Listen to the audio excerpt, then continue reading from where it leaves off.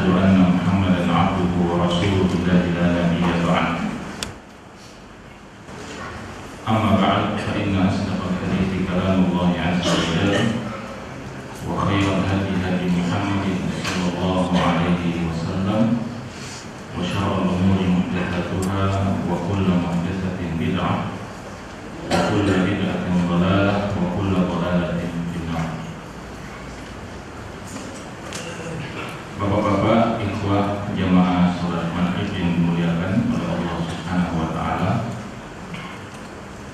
Malam hari ini kita kembali bersyukur kepada Allah Subhanahu wa taala. Kita bersyukur sebanyak-banyaknya kepada Allah Subhanahu wa taala tanpa perlu menghitung berapa banyak jumlah ungkapan syukur kita kepada Allah Subhanahu wa taala, karena itu memang sudah menjadi kewajiban kita.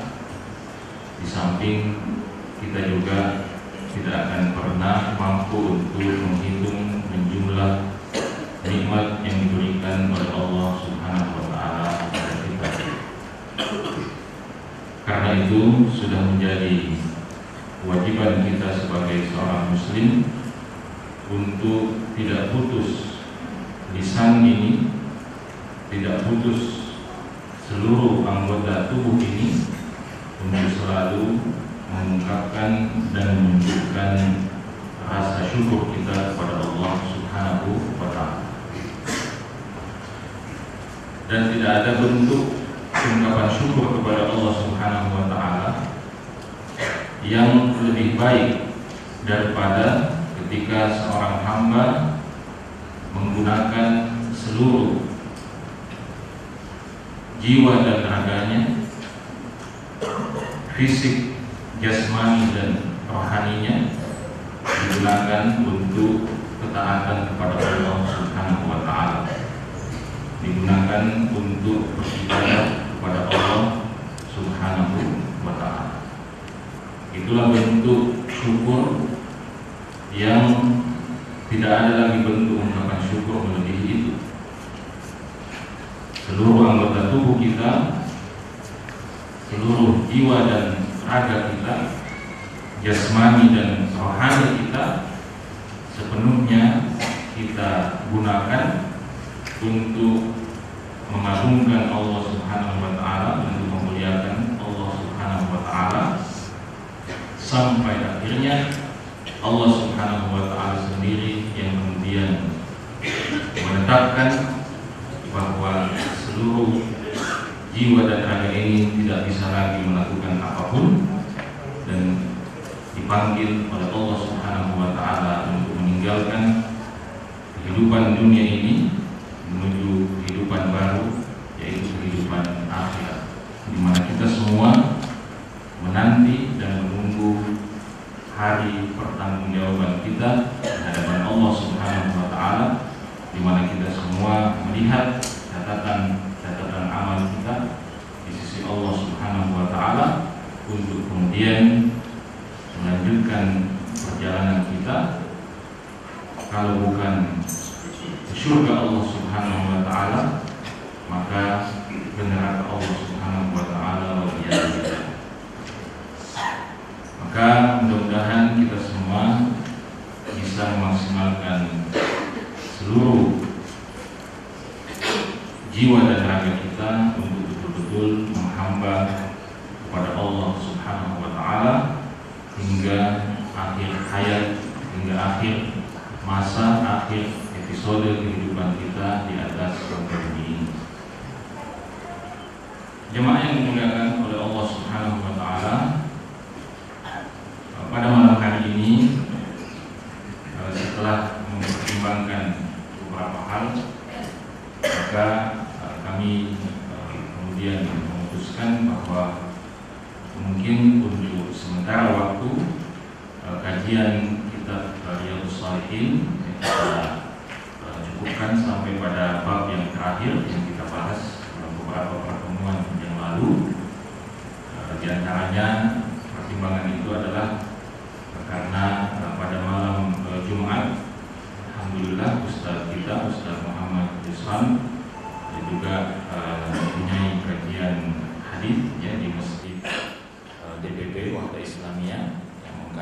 kitab Al-Lu'lu' wal Marjan, sehingga mungkin di Masjid Nahdlatul Ummah ini kita akan memberikan sedikit variasi baru.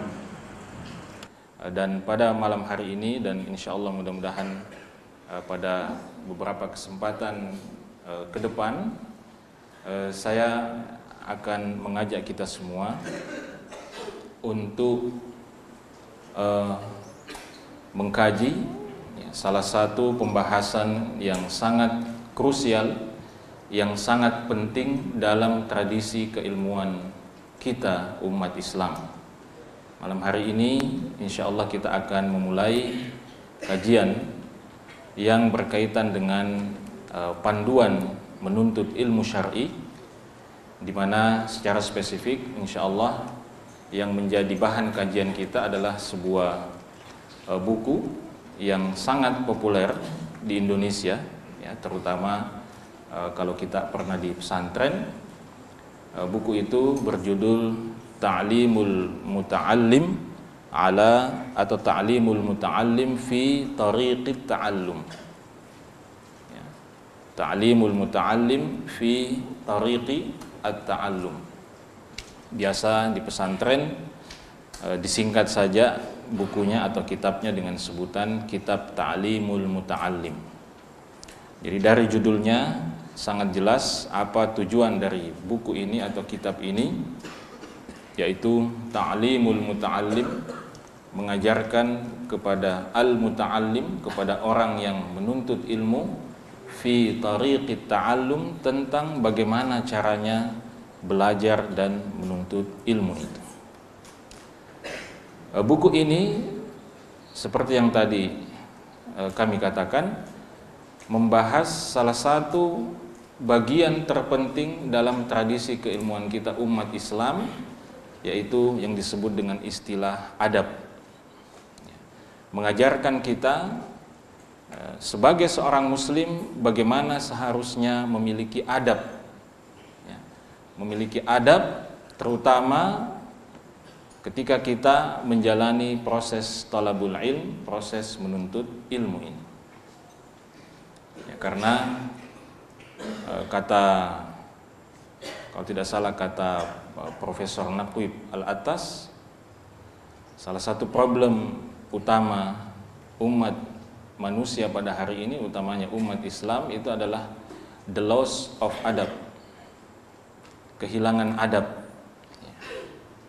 Dan fenomena kehilangan adab yang paling berbahaya itu adalah ketika seorang manusia kehilangan adab terhadap Allah Subhanahu wa ta'ala yang menciptakan mereka. Maka orang-orang kafir, orang-orang yang menyekutukan Allah Subhanahu wa ta'ala, ya, betapapun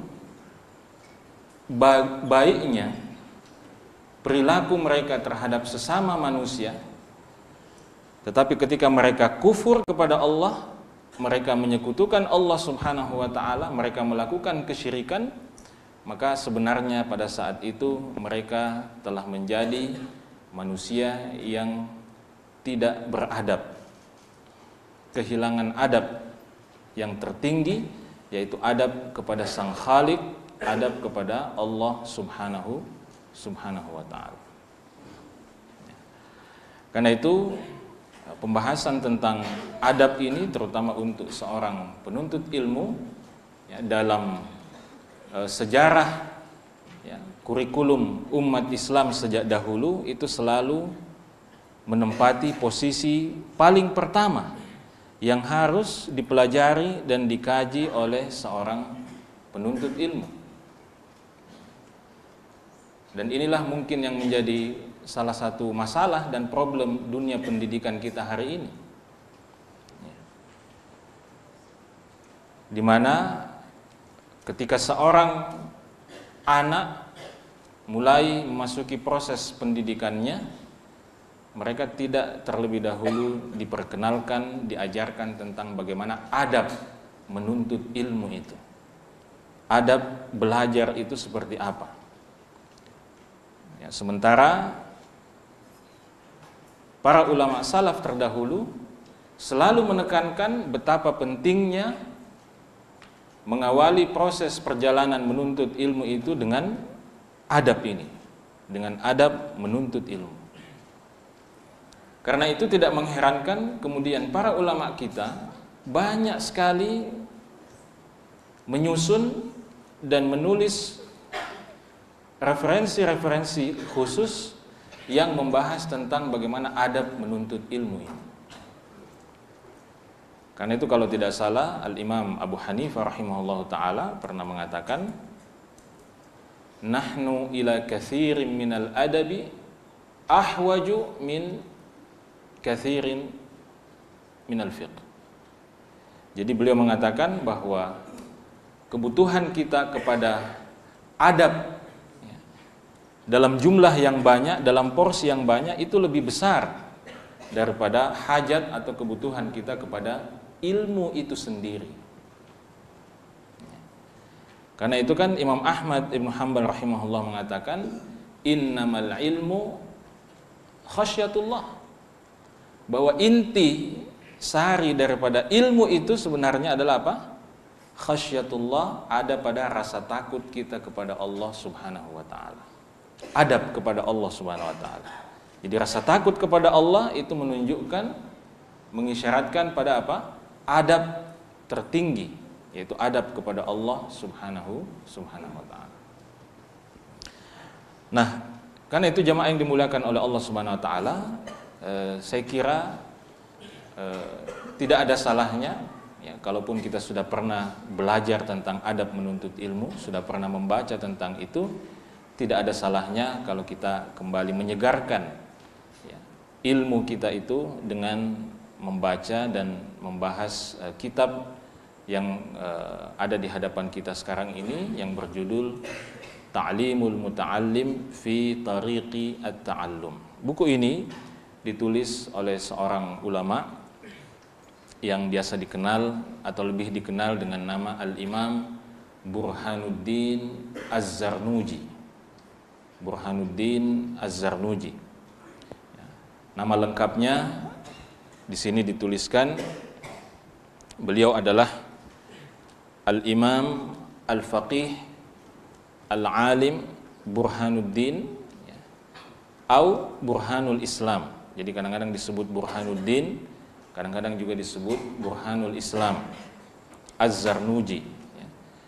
Beliau adalah seorang ulama bermadhab Hanafi. Saya kira ini juga satu hal yang unik. Meskipun madhab penulis buku ini adalah madhab Hanafi, tetapi dia banyak dikaji di pesantren-pesantren di Indonesia yang notabene umumnya atau kebanyakannya bermadhab Syafi'i. Jadi saya kira itulah salah satu bentuk indahnya toleransi di antara madhab-madhab yang ada di dalam Islam. Jadi itu tentang Al-Imam Burhanuddin Az-Zarnuji. Az-Zarnuji sendiri itu bentuk penisbatan kepada Zarnuj. Zarnuj itu sebuah negara yang terletak di wilayah, kalau kita baca kitab-kitab geografi umat Islam yang awal-awal itu disebut dengan negara Biladu ma wara'an nahar, negeri-negeri yang terletak di seberang sungai. Itu maksudnya negeri-negeri yang terletak di kurang lebih di wilayah-wilayah Uni Soviet, ya, perbatasan Uni Soviet dengan Afghanistan, ya, Khurasan, ya, dan sekitarnya itu biasa disebut dengan istilah Biladu ma wara'an nahar. Dan Al-Imam Burhanuddin Az-Zarnuji itu berasal dari salah satu wilayah di kawasan tersebut. Ya, kalau tidak salah, ya itu sama juga ya dengan asal daripada Imam Bukhari rahimahullah. Ya, memang sejak dahulu wilayah-wilayah itu dikenal dengan istilah wilayah timur Islam, memang banyak melahirkan ulama-ulama besar. Baik, jadi itu sekilas tentang Al-Imam Burhanuddin Az-Zarnuji, penulis kitab Ta'limul Muta'allim fi Tariqi At-Ta'allum.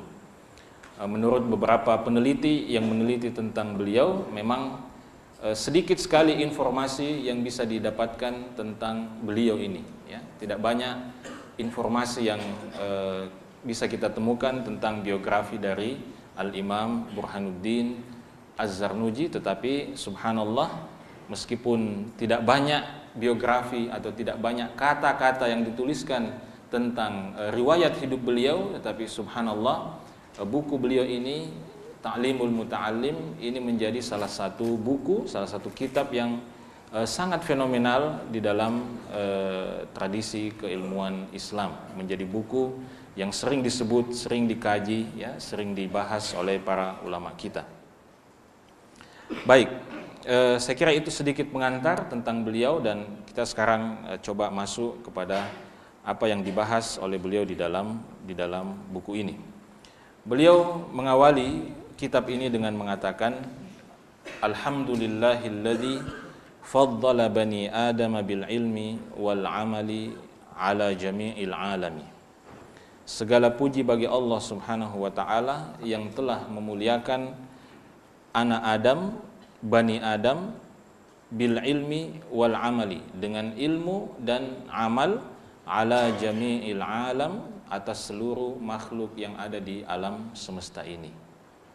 Jadi inilah yang mengistimewakan, ya, yang membuat kita menjadi istimewa di antara semua makhluk Allah Subhanahu wa taala, adalah kita diberikan al-ilmu dan al-amal, ilmu dan amal. Kemudian beliau mengatakan, wassalatu wassalamu ala Muhammadin sayyidil arabi wal ajam. Salawat dan salam semoga tercurah kepada Muhammad sallallahu alaihi wasallam, sayyidil arabi wal ajam, pemimpinnya bangsa Arab dan bangsa Ajam. Bangsa Ajam, al-Ajam itu adalah istilah yang biasa digunakan untuk bangsa-bangsa non-Arab. Jadi al-Arab wal Ajam. Jadi orang Arab biasa menyebut bangsa-bangsa non-Arab itu dengan istilah al-Ajam. Wa ala alihi wa ashabihi, begitu pula semoga salawat dan salam itu terlimpah kepada keluarga beliau, wa ashabihi, dan para sahabat-sahabat beliau, ya nabi'il ulumi wal hikam, ya, yang merupakan sumber-sumber mata air ilmu dan hikmah. Jadi beliau menyebut para sahabat Nabi sallallahu alaihi wasallam, ya, termasuk di dalamnya adalah keluarga Nabi sallallahu alaihi wasallam, sebagai ya nabi'ul ulumi wal hikam, sebagai sumber atau sebagai mata air ilmu dan hikmah. Dan saya kira ini sangat tepat, karena kita tidak mungkin mengetahui, ya, mengenali, ya, agama Allah Subhanahu wa taala ini, kita tidak mungkin mengenali dan membaca Al-Quran, kita tidak mungkin mempelajari sunnah-sunnah Nabi Sallallahu Alaihi Wasallam, ya, tanpa adanya para sahabat Nabi Sallallahu Alaihi Wasallam yang menjadi unsur utama dalam proses transformasi, ya, ilmu itu kepada kita. Karena itu para ulama kita selalu mengingatkan bahwa orang-orang atau pihak-pihak yang selalu berusaha menjatuhkan para sahabat Nabi Sallallahu Alaihi Wasallam, yang selalu berusaha menyudutkan para sahabat Nabi Sallallahu Alaihi Wasallam, sebenarnya mereka telah menjatuhkan Islam itu sendiri, ya. Karena Islam itu sampai kepada kita melalui jalur siapa? Ya, tidak melalui jalur siapa-siapa kecuali jalur para sahabat Nabi Sallallahu Alaihi Wasallam. Ya. Jadi kita semua tahu bahwa sahabat-sahabat Rasulullah Sallallahu Alaihi Wasallam itu menduduki posisi yang sangat penting, yang sangat sentral dalam keberislaman kita, dalam keberislaman kita. Selanjutnya beliau mengatakan, wa ba'du falamma ra'aitu katsiran min tullabil ilmi fi zamanina yajidduna wa ilal ilmi la yasilun. Jadi biasanya para ulama kita akan menyebutkan alasan kenapa dia menulis buku ini atau kenapa mereka menulis kitab tertentu. Biasa mereka menyebutkan atau menyinggung alasannya di dalam muqaddimah atau di dalam pengantar kitab tersebut. Di sini Al-Imam Az-Zarnuji rahimahullahu taala mengatakan, "Falamma ra'aitu katsiran min tullabil ilmi fi zamanina," ketika saya melihat bahwa banyak sekali para penuntut ilmu di zaman kami ini, ya, di zaman kami, ya, beliau berbicara tentang zamannya, ya, beliau dilahirkan itu sekitar tahun 600 sekian Hijriah. Jadi beliau mengungkapkan keprihatinannya terhadap apa? Terhadap para tullabul ilm, terhadap para penuntut ilmu di zamannya. Nah, saya tidak tahu kira-kira seperti apa ungkapan keprihatinan beliau kalau melihat para penuntut ilmu di zaman kita ini. Jadi beliau mengatakan, saya melihat bahwa kebanyakan para penuntut ilmu di zaman kita ini yajiddun, ya, yajidduna itu artinya bersungguh-sungguh, tetapi wa ilal ilmi la yasilun, ya, mereka sudah berusaha keras tetapi wa ilal ilmi la yasilun, tetapi mereka tidak sampai-sampai kepada ilmu itu sendiri. Ya. Wa min manafi'ihi wa thamaratihi wa hiyal amalu bihi wan nashri yuhramun, ya. Dan mereka para penuntut ilmu di zaman kita ini itu, ya, yuhramun itu secara harfiah artinya diharamkan, maksudnya tidak mencapai, ya, tidak bisa mencapai pada manfaat dan tujuan utama dari ilmu itu, yaitu apa? Al-amal, mengamalkan ilmu itu sendiri, dan yang kedua an-nashr, menyebarkan manfaat ilmu itu kepada orang lain. Kama annahum, kemudian ini keprihatinan yang ketiga, kama annahum akhta'u tara'iqahu wa taraku syara'itahu. Sebagaimana mereka para penuntut ilmu, ini sekali lagi beliau berbicara tentang di zaman itu, ya. Jadi di zaman sekarang tentu lebih hebat lagi, ya. Jadi keprihatinan beliau tentang di zaman beliau, ya, apalagi di zaman sekarang. Jadi beliau mengatakan yang ketiga, kama annahum akhta'u tara'iqahu wa taraku syara'itahu. Mereka para penuntut ilmu di zaman ini itu sudah akhta'u tara'iqahu, sudah salah, ya, metodenya dalam menuntut ilmu, wa taraku syara'itahu, dan mereka sudah meninggalkan syarat-syarat yang seharusnya mereka penuhi dalam perjalanan menuntut ilmu itu. Lalu beliau mengatakan, wa kullu man akhta'at tariq dhalla. Siapa saja yang salah jalan, dhalla, maka dia pasti akan tersesat. Wala yanalul maqsuda qalla au jalla, dan dia tidak akan berhasil mendapatkan apa yang diinginkan, al-maqsud, sedikit ataupun banyak. Karena itu semua, ya, karena alasan itu semua, beliau mengatakan, aradtu wa ahbabtu an ubayyina lahum tariqat ta'allum ala ma ra'aitu fil kutub. Karena melihat itu semua, maka saya bermaksud, ya, saya ingin sekali menjelaskan kepada mereka tariqat ta'allum, bagaimana cara menuntut ilmu itu, ala ma ra'aitu fil kutub, ya, sebagaimana atau sesuai dengan apa yang telah saya baca, saya pelajari di dalam kitab-kitab para ulama, wa sami'tu min asatidhi, dan sebagaimana yang telah pernah saya dengarkan dari para ustadz-ustadz saya, dari guru-guru saya, ulil ilmi wal hikam, para pemilik ilmu dan hikmah. Raja'ad du'a ili minar raghibina fih.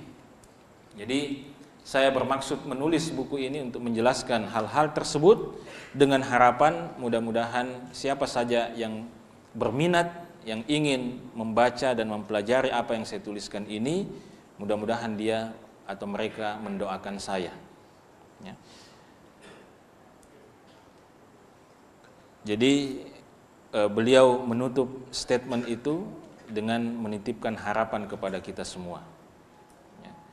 Jadi kalau kita mengambil manfaat dari apa yang beliau tuliskan di dalam buku ini, maka jangan bakhil, jangan pelit, ya, jangan kikir untuk mendoakan mereka.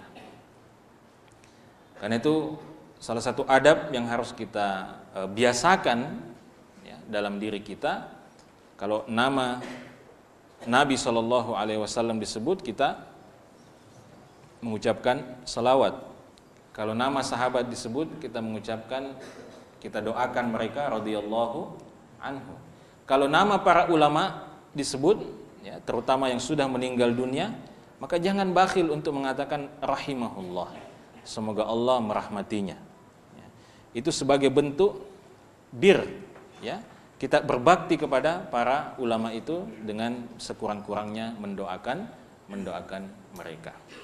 Dan tidak ada ruginya berdoa seperti itu, ya, karena itu juga akan bermanfaat dan berguna untuk kita.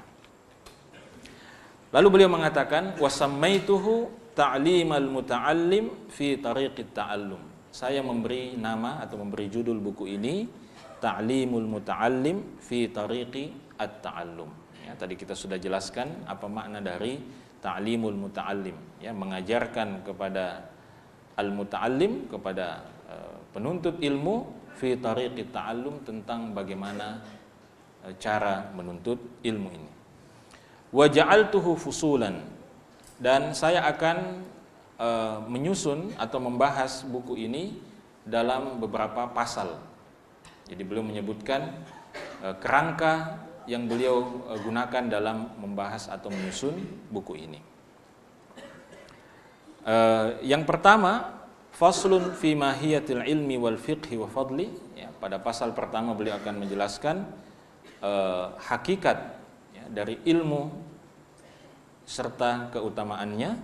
Kemudian yang kedua, beliau akan membahas tentang finniyah fi halit ta'allum, tentang pentingnya niat dalam menuntut ilmu. Kemudian yang ketiga, beliau akan membahas fi ikhtiyaril ilmi wal ustadi wasyariki watsabat. Jadi coba kita lihat ini detailnya para ulama kita menjelaskan adab menuntut ilmu ini. Di pasal yang ketiga beliau akan membahas apa? Fi ikhtiyaril ilm, tentang bagaimana memilih ilmu yang akan kita pelajari. Wal ustad, dan memilih ustad, memilih syekh, memilih guru di mana kita akan belajar. Wasyarik, dan memilih teman, ya, memilih teman, ya. Di kampus diajar tidak itu? Itu obspek itu diajar tidak seperti ini, memilih teman? Tapi para ulama kita mengajarkan, ya. Watsabat, ya, dan diajarkan atau dijelaskan tentang bagaimana supaya bisa konsisten, ya, teguh, ya, dalam menjalani proses menuntut ilmu. Kemudian pada pasal atau bagian keempat, fi ta'zimil ilmi wa ahlihi, tentang bagaimana kita memuliakan ilmu itu, wa ahlihi, dan orang yang mengemban ilmu itu.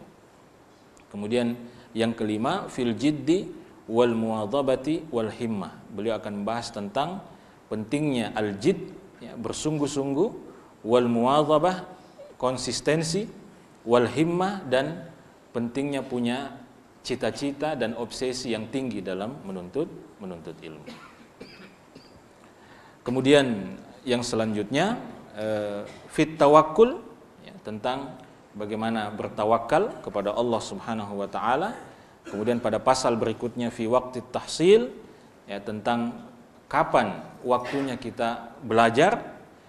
Kemudian yang berikutnya, fil istifadati waqtibasil adab, ya, tentang bagaimana cara kita mengambil manfaat, ya, dari mungkin dari guru kita, dari teman kita, dari buku yang kita baca. Kemudian pasal selanjutnya beliau akan membahas fil wara' fi halit ta'allum, tentang pentingnya sikap wara', ya, dalam proses menuntut ilmu. Kemudian pada pasal yang selanjutnya beliau akan membahas fima yurisul hifdha wa fima yurisun nisyan.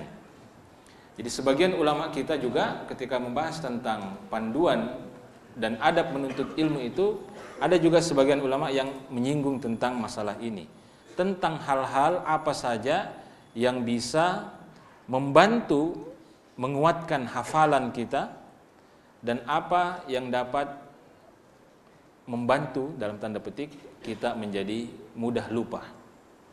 Ya. Jadi apa yang bisa membantu kita mudah menghafal, mudah mengingat, dan apa yang dapat membuat kita gampang lupa. Ya. Bahkan biasanya sebagian ulama itu ketika membahas tentang poin ini juga bahkan menyarankan makanan dan minuman tertentu. Ya. Menyarankan apa? Makanan dan minuman tertentu. Nah, ini mungkin kalau ada yang mau menulis tesis atau disertasi dalam bidang tibbun nabawi, ya, yang peminat herbal, nah ini mungkin bisa jadi bahan kajian ini. Ya, mengkaji apa makanan dan minuman yang disarankan oleh para ulama kita kepada para tullabul ilm, kepada para penuntut ilmu. Ya. Sejauh mana bisa dibuktikan secara ilmiah. Ini juga menarik saya kira. Kemudian pada poin yang terakhir atau pada pasal terakhir beliau membahas fima yajlibu ar-rizq wa ma yamna'uhu. Ya, hal-hal apa saja yang dapat membantu kita mendapatkan rezeki dan hal-hal apa yang dapat menghalangi rezeki. Nah, ini juga dibahas oleh beliau ya kaitannya dengan panduan menuntut ilmu ini. Nah, kita tidak akan bahas tentu satu persatu pasalnya karena akan dibahas nanti insya Allah. Baik, kita akan masuk pada pasal yang pertama atau pembahasan yang pertama, fi mahiyatil ilmi wal fiqhi wa fadlihi, tentang hakikat ilmu ya dan fiqh wa fadlihi dan keutamaannya ya. Ilmu apa yang harus dipelajari dan apa keutamaannya menuntut ilmu itu yang akan dibahas di dalam bagian ini atau di dalam pasal ini. Beliau mengatakan ya, di awal pembahasan bab ini beliau mengutip sebuah hadis.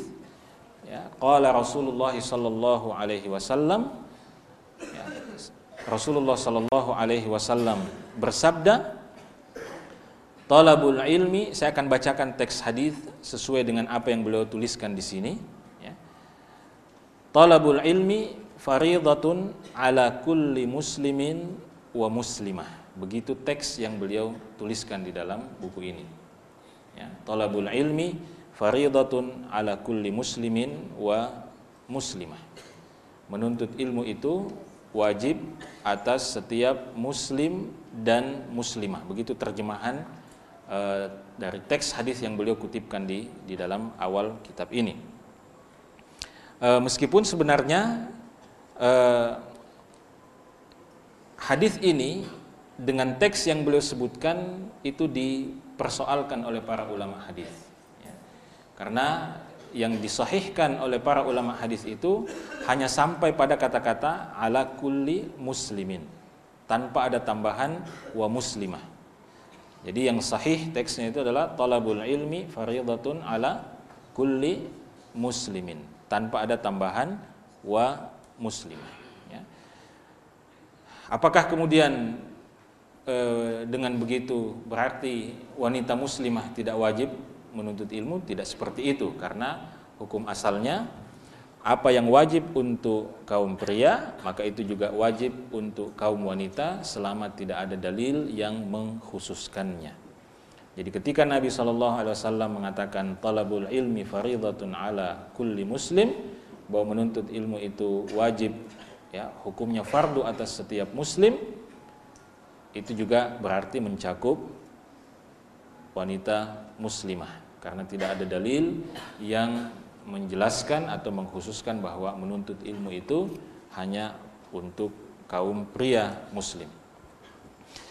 Jadi hadis ini sebagaimana yang kita ketahui bersama adalah merupakan salah satu dalil yang paling kuat yang menunjukkan bahwa seorang muslim itu ya, selama dia adalah seorang muslim, maka salah satu predikat yang tidak boleh terhapuskan dari dirinya adalah predikat sebagai talibul ilm, sebagai penuntut ilmu. Jadi kalau kita ini muslim, ya, kita ini muslim, maka predikat sebagai talibul ilm itu adalah predikat yang tidak boleh terhapus ya dari diri kita. Karena di sini Nabi Shallallahu Alaihi Wasallam mengatakan talabul ilmi fardhatun, ya. Sifatnya atau hukumnya fardu bagi setiap muslim. Dan di sini Nabi Shallallahu Alaihi Wasallam ya, menyebutkan dengan lafaz yang sifatnya umum, artinya mencakup semua muslim dimanapun mereka berada, tanpa melihat suku, tanpa melihat asal muasalnya, ya, tanpa melihat dia ya diberikan IQ yang tinggi atau tidak, tanpa melihat profesinya, tanpa melihat kekayaannya, selama dia adalah seorang muslim, maka dia tidak lepas dari kewajiban untuk menuntut ilmu ini. Presiden, kalau dia muslim, maka dia kena kewajiban menuntut ilmu. Para menteri, kalau dia muslim, maka dia kena kewajiban menuntut ilmu. Gubernur, kalau dia muslim, maka dia terkena kewajiban yang disebut dalam hadis ini.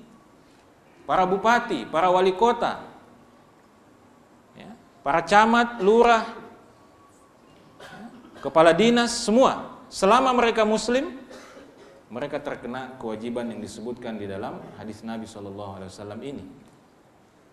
Ya. Para miliuner muslim, konglomerat muslim, ya.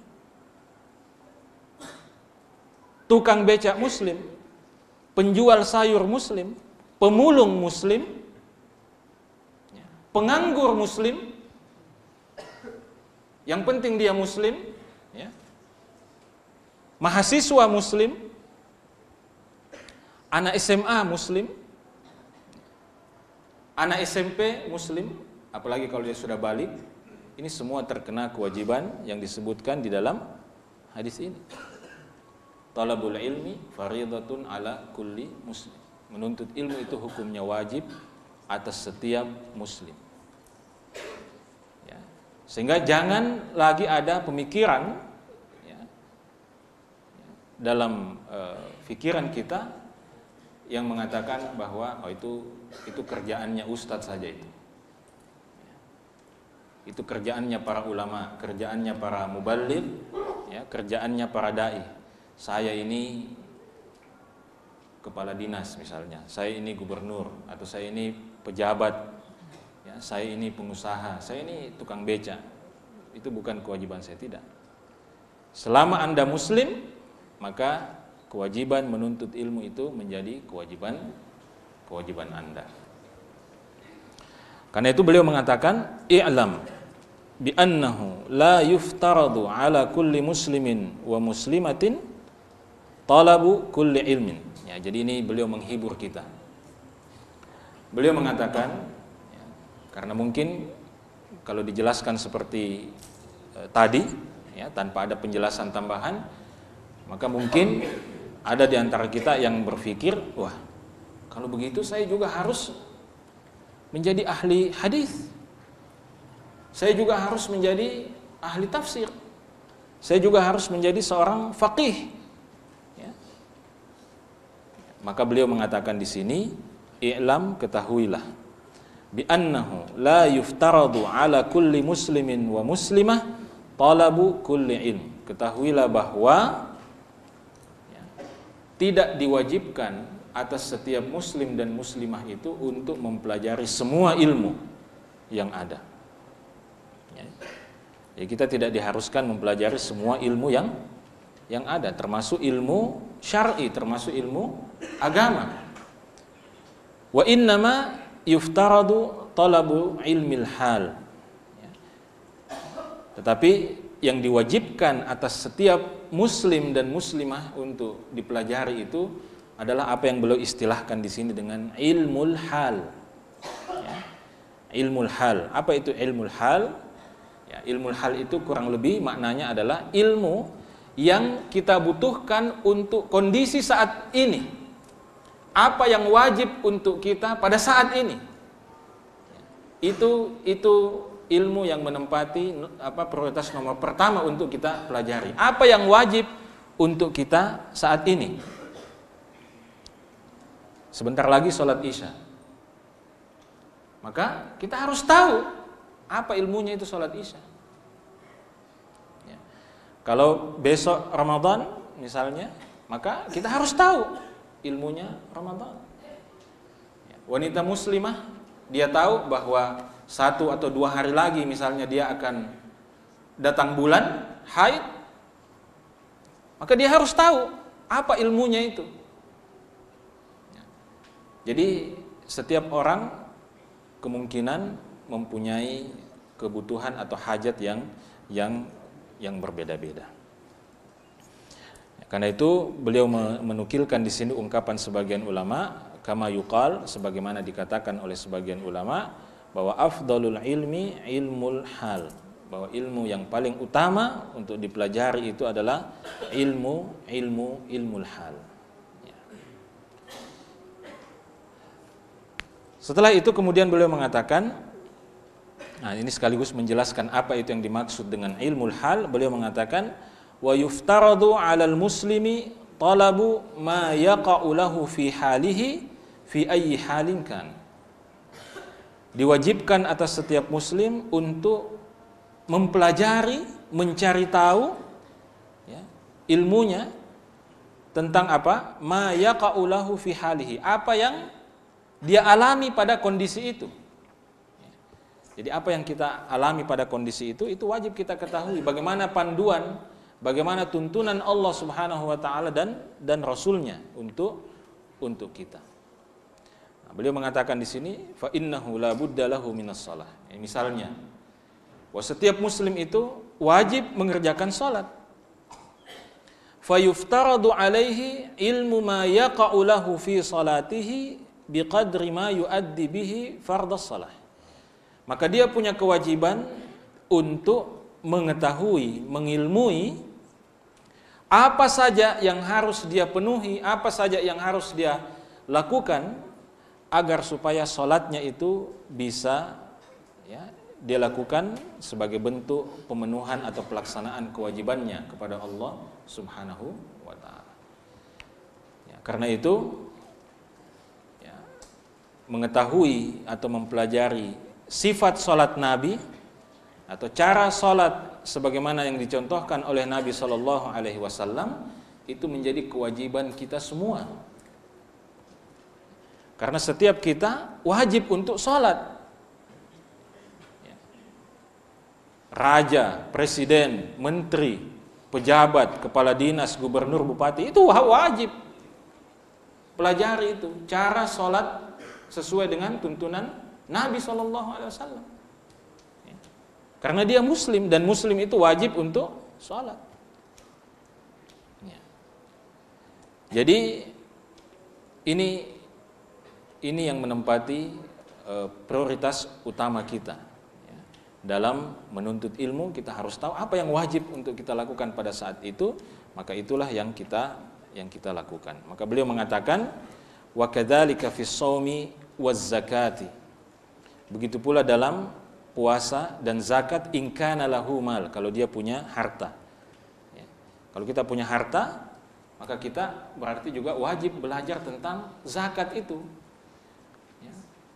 Jangan sampai harta kita sudah mencapai nisab, sudah mencapai haulnya, sudah memenuhi syarat untuk dikeluarkan zakatnya, tapi karena kita malas, kita mengabaikan belajar tentang zakat, sehingga kemudian kita melanggar atau melalaikan kewajiban kita untuk menunaikan zakat. Wal hajj, begitu pula dengan menunaikan ibadah haji, in wajaba alaihi, kalau memang ibadah haji itu sudah menjadi wajib untuknya. Lalu beliau mengatakan wa kadzalika fil buyu'. Nah, ini poin penting juga. Begitu pula tentang jual beli, in kana yattajiru minat tijarah, kalau memang dia melakoni pekerjaan jual beli. Jadi siapa saja ya, di antara kita yang menjalani profesi sebagai pedagang, pebisnis, maka berarti dia wajib mempelajari tentang panduan Islam, panduan Allah Subhanahu wa taala dan Rasulnya tentang bagaimana menjalankan bisnis yang diridhai oleh Allah Subhanahu wa taala. Jadi kalau pedagang ya sudah harus ya pertama belajar bagaimana sholat yang benar. Kalau besok Ramadan dia harus belajar tentang bagaimana Ramadan, puasa Ramadan yang benar. Ya. Kemudian kalau dia sudah banyak hartanya, sudah banyak keuntungannya, dia harus belajar tentang zakat. Di samping itu dia juga harus belajar tentang fikih jual beli. Ya. Dan itu Umar Ibn Khattab radhiyallahu taala anhu pernah mengatakan bahwa tidak ada yang boleh masuk bertransaksi berdagang di pasar kami kecuali orang yang tahu bagaimana jual beli ya, sesuai dengan aturan-aturan Allah Subhanahu wa taala dan Rasulnya. Ya. Jadi siapa yang pedagang di sini ya, pulang ke rumah itu catat itu kewajiban saya belajar bagaimana berdagang cara Islam. Ya. Bagaimana berdagang dengan cara yang diridhai oleh Allah Subhanahu wa taala.